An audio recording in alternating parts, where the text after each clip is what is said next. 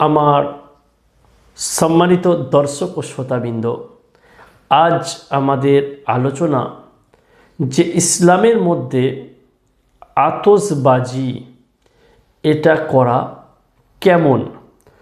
তো আমরা যদি দেখি যে আমাদের মুসলমানদের আজকাল প্রায় দেখা যায় যে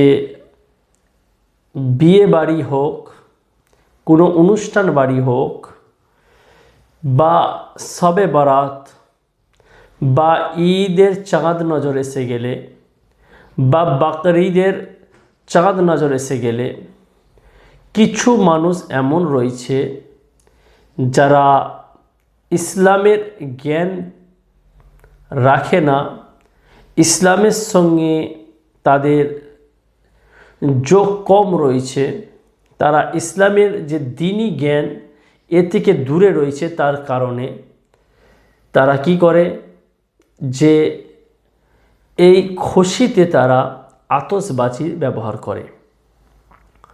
তো দেখতে পাওয়া যায় বিভিন্ন জায়গা থেকে খবর আসে যে আতশবাজির কারণে মানুষের বিভিন্ন রকমের ক্ষতির শিকার হয়েছে।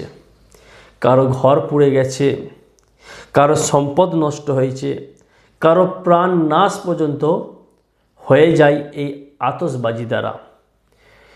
আর এই ধরনের অনুষ্ঠানেতে শুধুমাত্র ক্ষণিকের জন্য কিছু আনন্দ উপভোগ করার জন্য তিনারা অনেক মালকে, অনেক টাকা পয়সাকে ব্যয় করে থাকে, যা এমনভাবে যে আতশবাজির দ্বারা বলা যেতে পারে যে তাদের মাল সম্পদকে তারা আগুনের মধ্যে জ্বালিয়ে ছাই করে ফেলে।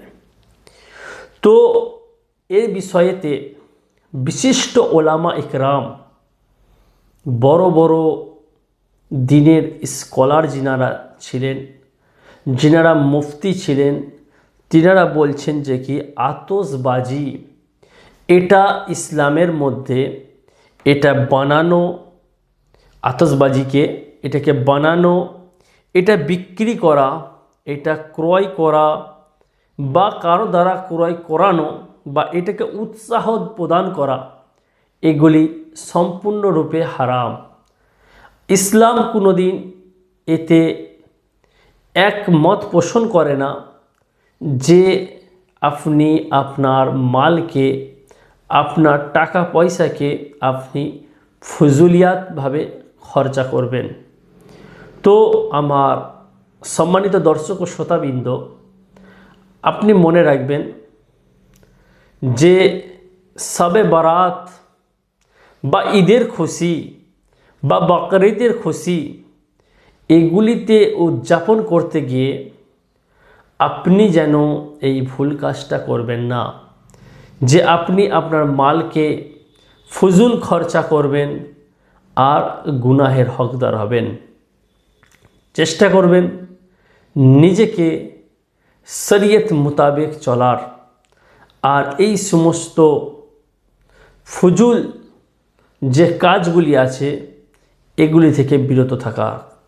আল্লাহ পাক রব্বুল আলামিন আমাদেরকে তৌফিক দিন এবং ইলমে দিন শিখে এই সমস্ত দিনগুলিতে যখন আমরা আমল করব, সেই খুশিটা যেন এমন হয় যে আমার খুশি দ্বারা আমার ইবাদত, আমার আমল এবং আমল নামায় সওয়াব যেন বৃদ্ধি পায়।